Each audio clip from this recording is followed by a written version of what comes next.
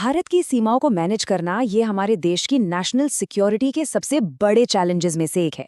और देखिए, ये सिर्फ बाड़ लगाने या पेट्रोलिंग करने जैसा सिंपल काम नहीं है। ये तो एक बहुत बड़ी कॉम्प्लेक्स पहेली है। एक ऐसी पहेली जिसे लगातार सुलझाना पड़ता है। तो चलिए, आज इसी पहेली को थोड़ा समझने की कोशिश करते हैं। अब इस चैलेंज का स्केल कितना बड़ा है, ये समझने के लिए बस एक नंबर पर ध्यान दीजिए। 15,106.7 किलोमीटर। ये है भारत की जमीनी सरहद की कुल लंबाई। सोच कर देखिए, इतनी लंबी दूरी को सिक्योर करना कितना बड़ा, कितना मुश्किल काम होगा। और बात सिर्फ लंबाई की नहीं है। भारत की जमीनी सरहद 7 अलग-अलग देशों से मिलती है। और तो और एक बहुत बड़ी कोस्टलाइन यानी समुद्री तटरेखा भी है। अब जाहिर है, हर पड़ोसी देश के साथ हमारे रिश्ते, वहाँ का भूगोल, वहाँ की चुनौतियाँ सब अलग-अलग हैं। और यही चीज़ इस काम को और भी ज़्यादा कॉम्प्लेक्स बना देती।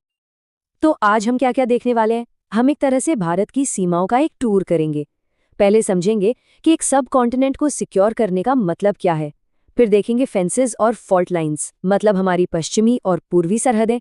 उसके बाद चलेंगे हिमालय की ऊंचाइयों पर और आखिर में बात करेंगे जंगलों और कोस्टलाइंस की।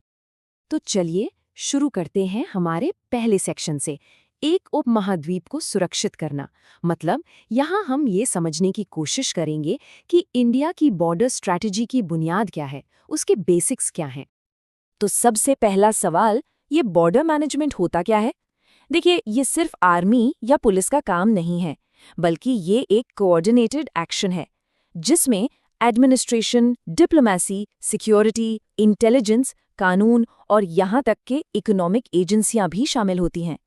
इन सब का एक ही मकसद होता है, देश की सरहदों को सिक्योर करना। इसके 3 मेन ऑब्जेक्टिव्स होते हैं। पहला, अपनी सरहदों को किसी भी बाहरी खतरे से बचाना। दूसरा, इन खतरों से निपटने के लिए एक मजबूत सिस्टम बनाना। और तीसरा, जो बहुत ज़रूरी है, वो है लीगल ट्रेड और कॉमर्स को बढ़ावा देना। तो ये एक तरह से सिक्योरिटी और तरक्की के बीच एक बहुत ही नाजुक बैलेंस बनाने जैसा है। तो फिर ये सब संभालता कौन है? इसकी जिम्मेदारी है मिनिस्ट्री ऑफ होम अफेयर्स यानी गृह मंत्रालय के अंदर डिपार्टमेंट ऑफ बॉर्डर मैनेजमेंट की। और हाँ, ये डिपार्टमेंट सिर्फ जमीनी ही नहीं बल्कि कोस्टल बॉर्डर्स को भी मैनेज करता है।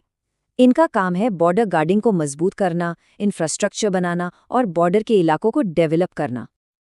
अब भारत में एक बहुत ही खास और असरदार पॉलिसी फॉलो की जाती है, वन बॉर्डर वन फोर्स। इसका सीधा सा मतलब है कि हर बॉर्डर के लिए एक डेडिकेटेड फोर्स जिम्मेदार है। जैसे पाकिस्तान और बांग्लादेश बॉर्डर पर बीएसएफ है, तो चीन बॉर्डर पर आईटीबीपी।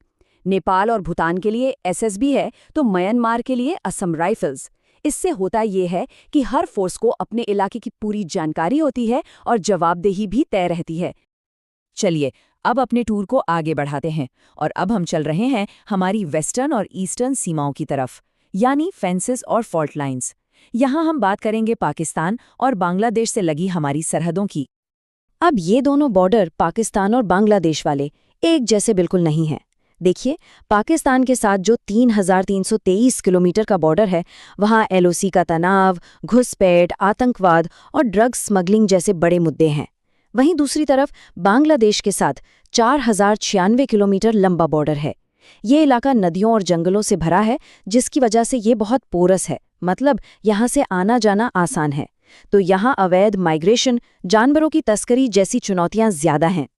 तो इन चैलेंजेस से निपटने के लिए क्या किया गया है? भारत पाकिस्तान बॉर्डर पर 2,091 किलोमीटर से ज़्यादा लंबी फेंसिंग यानी बाड़ लगाई गई है। ये जो फिजिकल बैरियर है, ये गैर कानूनी गतिविधियों को रोकने में बहुत अहम रोल निभाता है। और ये सुरक्षा सिर्फ दिन के उजाले में नहीं होती, रात के वक्त निगरानी में मदद के लिए करीब 2,043 किलोमीटर बॉर्डर पर फ्लड लाइट्स लगाई गई हैं, मतलब सीमा पर 24/7 नजर रखी जाती है। लेकिन अब बात सिर्फ बाड़ और लाइटों से आगे बढ़ चुकी है। अब हम टेक्नोलॉजी का इस्तेमाल कर रहे हैं और यहीं पर आता है CIBMS यानी comprehensive integrated border management system. ये क्या है? ये एक तरह से इंसानों, सेंसर्स, नेटवर्क्स और इंटेलिजेंस का एक कॉम्बिनेशन है, जो एक इनविजिबल इलेक्ट्रॉनिक बैरियर यानी एक अदृश्य इलेक्ट्रॉनिक दीवार बनाता है, खासकर उन इलाकों में जहां फिजिकल फेंसिंग करना मुमकिन नहीं है। तो चलिए, अब हम मैदानी इलाकों से ऊपर, बहुत ऊपर चलते हैं। हिमालय की ऊंचाइयों पर, जहां हमारी सरहद चीन से मिलती है। चीन के साथ हमारा बॉर्डर 3,488 किलोमीटर लंबा है और ये 5 राज्यों और यूनियन टेरिटरी से होकर गुजरता है, वो भी ऊंचे ऊंचे हिमालय में। ये दुनिया के सबसे मुश्किल और दुर्गम इलाकों में से एक है। और इस बॉर्डर पर तनाव की सबसे बड़ी वजह क्या है? वो ये है कि लाइन ऑफ एक्चुअल कंट्रोल यानी LAC कहाँ है, इस पर कभी सहमति बनी ही नहीं। न तो इसे नक्शे पर ठीक से बनाया गया है और न ही जमीन पर मार्क किया गया है। और यही जो अनिश्चितता है, यही सारे तनाव की असली जड़ है। यहाँ के चैलेंजेस एकदम अलग है। सोचिए, ऊंचे ऊंचे पहाड़, बर्फ से ढके रास्ते, कनेक्टिविटी ना के बराबर। ऊपर से एक पुराना बॉर्डर डिस्प्यूट और लगातार बना रहने वाला टेंशन। इन सब से निपटने के लिए यहाँ बहुत बड़े लेवल पर इंफ्रास्ट्रक्चर बनाने की जरूरत है। अच्छा, अब अपने टूर को उन 2 फ्रंटियर्स की तरफ मोड़ते हैं जिन पर अक्सर लोगों का ध्यान कम जाता है, लेकिन ये भी उतने ही जरूरी हैं। एक है म्यांमार के साथ हमारे घने जंगल और दूसरा है हमारी विशाल कोस्ट लाइन। देखिए, एक तरफ म्यांमार बॉर्डर के दूर दराज घने जंगलों वाले पहाड़ हैं, तो दूसरी तरफ इंडियन ओशन का खुला पानी। ये दोनों ही तस्वीरें बताती हैं कि हर सरहद कितनी अलग है और हर जगह की चुनौती भी कितनी यूनिक है। अब ये जो इंडो म्यांमार बॉर्डर है, ये 1643 किलोमीटर लंबा है और घने जंगलों और पहाड़ों से होकर जाता है। और ये मशहूर गोल्डन ट्रायंगल के भी काफी करीब है, जो ड्रग्स के लिए जाना जाता है। इसी वजह से यहाँ इंसर्जेंसी, ड्रग्स और हथियारों की स्मगलिंग जैसी बड़ी चुनौतियां हैं।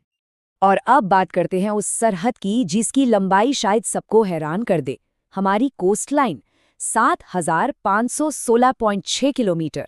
जब भी हम बॉर्डर्स की बात करते हैं तो अक्सर इस विशाल समुद्री सीमा को भूल जाते हैं। तो इतनी लंबी कोस्ट लाइन को सिक्योर कैसे किया जाता है? ये एक मल्टी एजेंसी एफर्ट है जिसे लीड करते हैं इंडियन नेवी और coast guard. Coastal security scheme के तहत इंफ्रास्ट्रक्चर को लगातार मजबूत किया जा रहा है। इसमें नए कोस्टल पुलिस स्टेशन बनाना और एडवांस्ड सर्विलांस रडार लगाना भी शामिल है। तो कुल मिलाकर हम ये कह सकते हैं कि फेंसिंग और फ्लड लाइट्स से लेकर हाईटेक सेंसर्स और नेवल पेट्रोल्स तक, भारत का बॉर्डर मैनेजमेंट एक बहुत ही डायनामिक और multi layered national security operation है। हर सरहद की अपनी अलग चुनौती है और हर चुनौती के लिए एक अलग खास स्ट्रैटेजी की जरूरत पड़ती है। और जाते जाते एक सवाल के साथ छोड़ते हैं। जैसे जैसे टेक्नोलॉजी इनविजिबल यानी अदृश्य इलेक्ट्रॉनिक बैरियर बना रही है, तो इन फिजिकल बॉर्डर्स का, इन दीवारों और बाड़ों का भविष्य क्या होगा? ये एक बहुत ही दिलचस्प सवाल है जो हमें नेशनल सिक्योरिटी के भविष्य के बारे में सोचने पर मजबूर करता है।